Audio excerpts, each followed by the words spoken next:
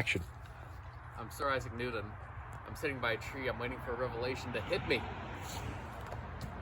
What's this? An apple. Where'd it come from?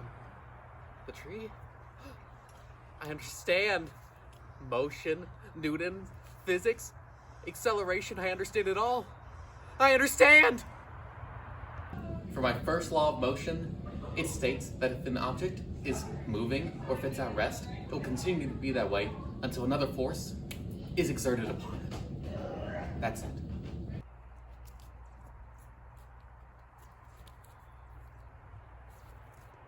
I'm Isaac Newton, and this explains my first law of motion. You see, Idiot 2 decided to charge at Idiot 1, but Idiot 1, he's a lot heavier. So whenever Idiot 2 hits Idiot 1, Idiot 1's mass stops Idiot 2 from moving any further, and it causes him to stop. This explains my first law of motion because it states that if an object is at rest or if it's moving at a constant speed, it will continue moving at that speed unless another force is applied to it. And that's it. For my second law of motion, it states that the force is equal to the mass times the acceleration. This has mass. I'm gonna give it acceleration. That's force. And that's it.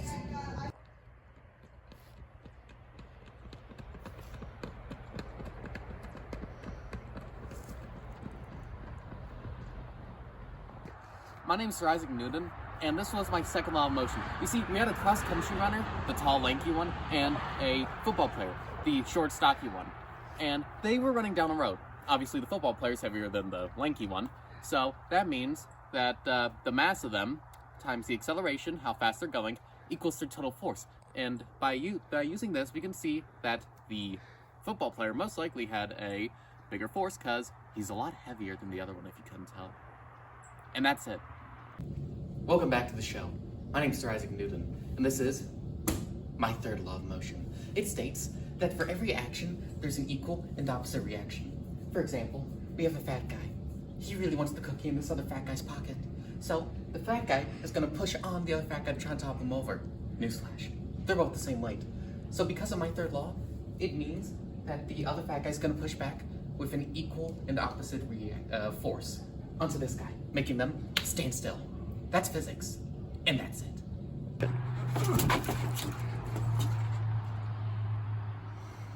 My name's Sir Isaac Newton, and this was my third law of motion. You see, we have two guys. Of course, one of them is obviously bigger than the other, but for this experiment, let's imagine that they're the same weight, okay? They both push on each other, and whenever they push on each other, that other object is going to push on themselves. And because they're the same weight, they're exerting the same force, so that means that they're going to stop if they both push on each other with the same force. And that explains my third law of how every action will have an equal and opposite reaction. And that's it. My name is Sir Isaac Newton, and I'd like to thank you for taking the time out of your day to listen to me talk about physics and my laws of motion. Let's go over them again real quick. Law number 1, what does that state? It states that if an object is at rest, or if it's moving at a constant speed, it will continue to move at that constant speed until another force is acted upon it. The second law. That law states that the force is equal to the mass times acceleration of an object. And for law number 3, that's my favorite personally. It's if every action has an equal and opposite reaction. Again, I'd like to thank you all for taking time out of your day to talk about physics with me. And I love you for that. Have a wonderful day, and that's it. I'm Sir Isaac Newton, and let's try this again for science. I missed again.